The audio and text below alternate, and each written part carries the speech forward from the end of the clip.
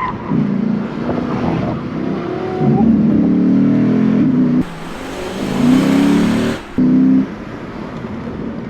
fuck.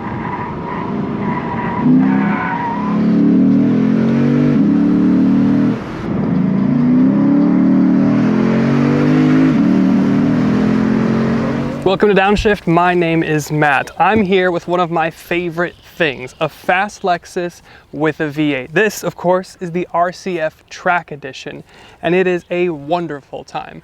However, nothing's perfect. So today we're hitting the highlights on this RCF Track Edition, the best and the rest, starting with the rest.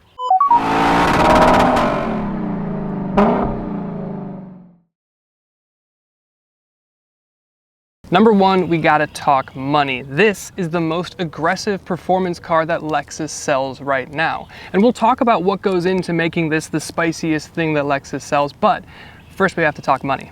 The normal RCF starts at just over $68,000, which makes a lot of sense given the competition. The Track Edition, though, starts at just over $101,000, so about $33,000 more, or close to half. That also makes it way more expensive than a BMW M4 Competition or an Audi RS5 or a Mercedes C63 probably. Now that wouldn't be the end of the world, but this RCF is slower than all of those cars that I just mentioned, even in Track Edition form.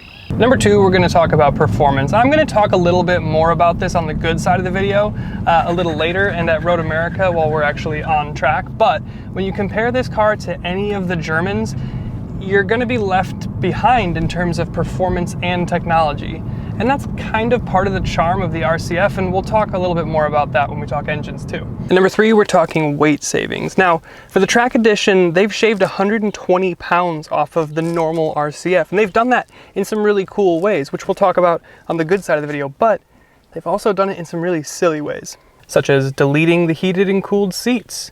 And yet we still have fully trimmed rear seats here that are only inhabitable by humans without legs. I don't know how much weight you get from removing the heated and cooled seats up front here, but I guarantee you it's less weight savings than you would have saved if you had removed the rear seats here and then fitted an actual roll bar, as this is the Track Edition, and painted it the awesome blue that you get on the engine manifold.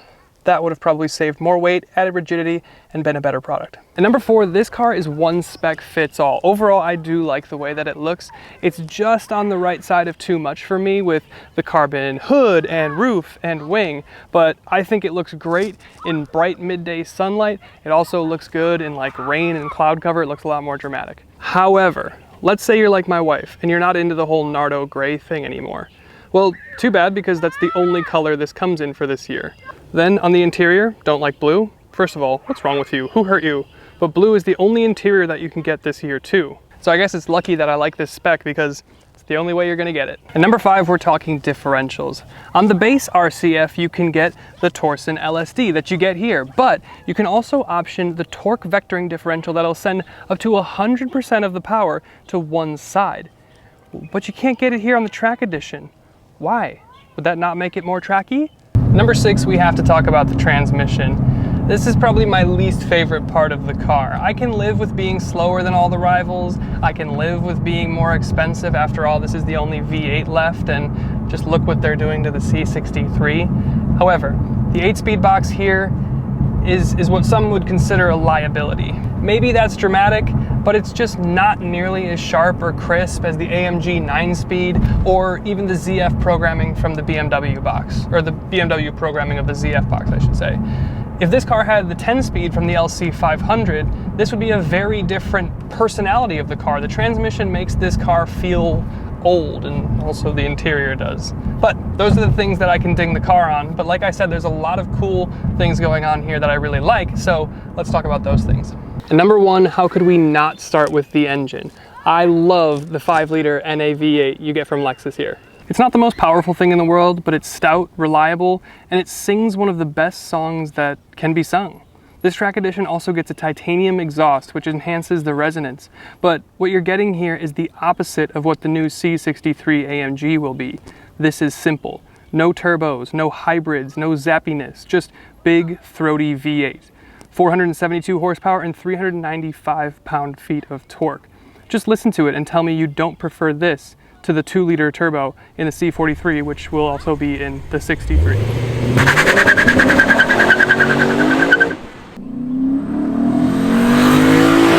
Number two, we're going to talk about weight savings. I know we mentioned this on the negative side of the video, but there's more to talk about here on the positive side. The big thing for the Track Edition is losing weight. They didn't throw turbos at the motor, they didn't even retune the damping, but they did shave 120 pounds off of the car, and that's done in a number of ways. The most obvious is the carbon fiber everywhere. You get a carbon front splitter, side skirt, hood, roof, fixed rear wing rather than the deploying power one. And also, let's take a minute to appreciate the carbon fiber F in there. That's woven into the carbon fiber. That's tough, that's amazing. And it doesn't stop there. You have carbon fiber on your door cards and your glove box, etc. on the interior. But the biggest single place they lost weight was the brakes and wheels. The BBS forged wheels here and the carbon ceramics, which are great by the way, shave 50 pounds off, and that's unsprung weight too, so that's a huge deal. Plus, your titanium exhaust also drops 15 pounds, and then there's a handful of other things like the air conditioning compressor is now lighter, and a lot of the steel is now aluminum, and the whole heated seat thing we talked about. And of course, to top it all off, this isn't a weight savings thing, but they put it on Pilot Sport 4S tires from Michelin, which are a great tire. I kinda can't help but feel like a Cup 2 would have been more befitting of a Track Edition, but still, this car feels noticeably more alive than the base RCF. And to talk about the behind the wheel aspect, we're at Road America, and we're using their Motorplex. They've generously let us use their little track to test the RCF Track Edition. So we're going to talk about things behind the wheel, and then I'll cut over to a hot lap that I set earlier with Paulo. But the things that you want to know behind the wheel here are, what's it like to drive? Is the Track Edition exponentially better, more buttoned down than the normal RCF? And I think it's kind of a mixed bag. You still get the same 5-liter naturally aspirated V8 that we so love, 472 horsepower, 395 pound-feet of torque. It still makes awesome sounds, although not as good as the LC500, I will say. And it does this thing where it doesn't have like a button that you can push on like an M car or an AMG, but it does this thing at like 3,500 RPM where the sound changes. Right there. You can kind of hear it. So there's stuff like that. 0 to 60 I think is in about the 4-second range, so there are other cars that are quicker, but the thing that you want to know about the Track Edition here is like, what have they done to make it more extreme than the RCF? And it's things like weight reduction. They've taken 120 pounds out of this car, which is a huge amount. Something like the Civic Type R limited edition, the LE, they took like 50 pounds out. I think the Morizo is like double digits, so 120 pounds is a big deal. A lot of that, 50 pounds of that comes from the wheels, tires, and the brakes. So you've got carbon ceramics here, which we've been beating this car around track all day, and the brakes have held up phenomenally. You've also got PS4S tires.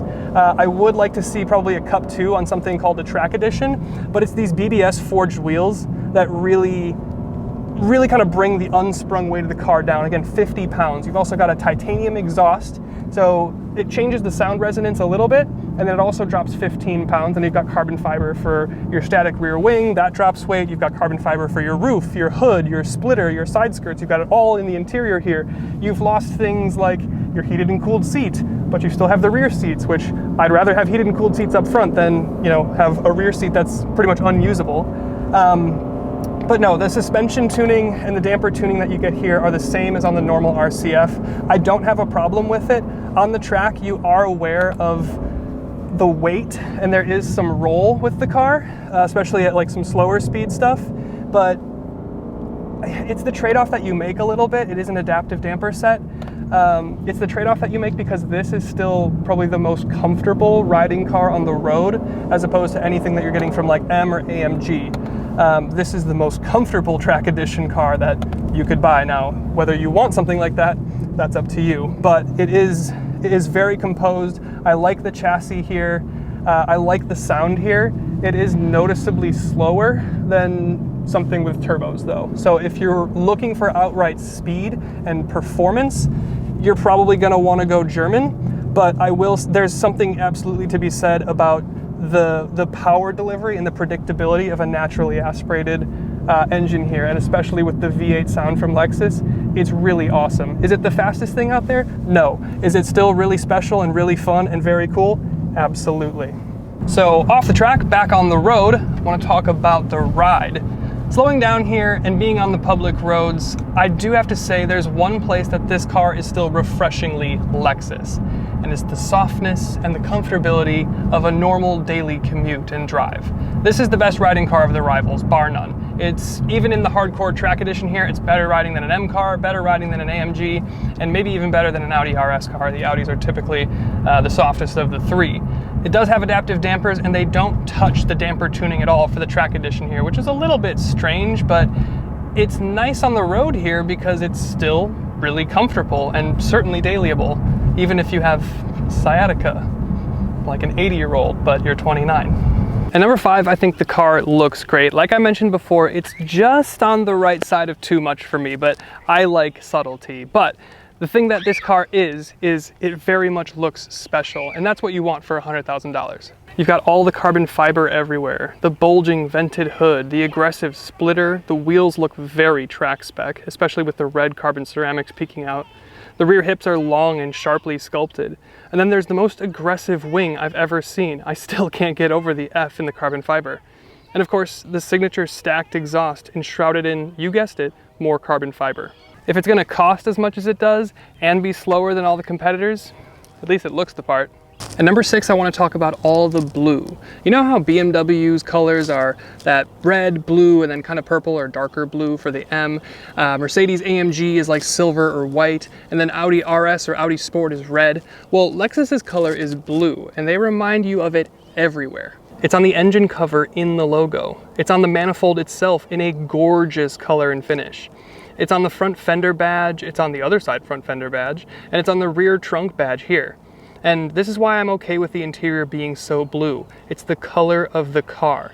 In previous years, the carbon weave was inlaid with red, and that's just kind of cliche to me, so I like it more as a blue here. Plus there's blue Alcantara on your shifter, over the cluster, the blue leather in the seats, and you even have shift paddles that's blue for the plus and minus. I think if it was any color other than blue, I'd be put off saying that it's too much, but since it matches the color theme of the car and the branding, it gets a pass for me. And then number 7, the interior of the car. The interior is nice. This is a Lexus product after all. It does, however, feel a little bit dated. I mean, they haven't done a lot to it since it came out in 2015. Except for the new touchscreen, which is an awesome update, though not perfect as it still doesn't support wireless Apple CarPlay. But the build is great, the materials are wild with the blue carbon inlay and the Alcantara. The seats are really comfy, perfectly bolstered for someone like me, and they look the business. The little harness holes are filled in with the same pattern that you get on your front grille and hood scoop. And you've got the Mark Levinson sound system. Weirdly, you don't get a head-up display here. And like I mentioned before, your rear seats aren't exactly what I would consider usable. But there's a lot of flair and pizzazz going on here to make you feel like you bought something special, which you did. And 8th and finally, I have to talk about the perks. There's a very, very cool perk that you get here when you buy an RCF Track Edition. When you buy one of these cars, Lexus will throw in a free experience with their performance driving school. They put on one of these every year at my home track of Road America, and I have to say that a performance driving program is an awesome thing to include to help you get acquainted with your car, learn the limits of it, and help you improve as a driver. I'm hoping to participate at the Lexus school at Road America next year if I can, but if you buy one of these, it's a really cool perk to include, and you should definitely take advantage of it if you can. So that's the best and the rest of the RCF Track Edition. It is very expensive, but if you're like me and the charm of a naturally aspirated V8 still plays heavy on your heartstrings, this is the only name in the game. And to be honest, that's the reason that you buy this car. This is the only V8 left. It's very old school. Maybe everything else is faster, but there's so much charm and personality here. But personally, if it were my money, I would save the $33,000 extra and just get the normal RCF, and then of course I would option on that TVD. Or I would spend very similar money and get the LC500 with the 10-speed automatic, and that thing even sounds better than this. So that's kind of how I would spend my $100,000. But let me know how you'd spend yours down in the comments, and thanks again to Lexus and Road America for making this video possible. We'll see you in the next one. We're gonna try to break the minute in expert mode. And here we go. Ready? Yes, sir. Oh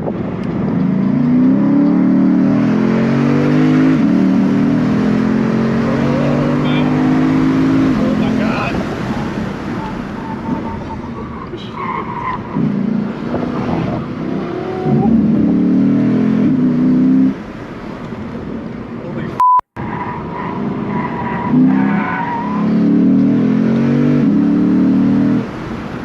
way too early on the brakes.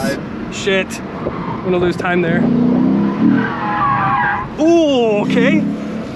Can we still hit the minute? The same thing happens here. Just be careful.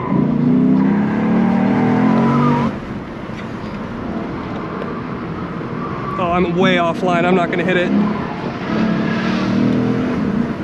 And I'm shifting when I don't need to be. Just stay with I'm the all strap, out of stay with sorts. the I'm strap. all out of sorts. Oh, there's no way. I've f***ed this last corner again. Too much push. Let's try it again. Wait, do it. Pull down. Pull down. Wait, you didn't do it. I did it? Yeah. Oh. Nice. Even with the absolute shit You probably, final section. You probably could have, you could honestly probably, if you clean that up a bit, you could probably get a 57.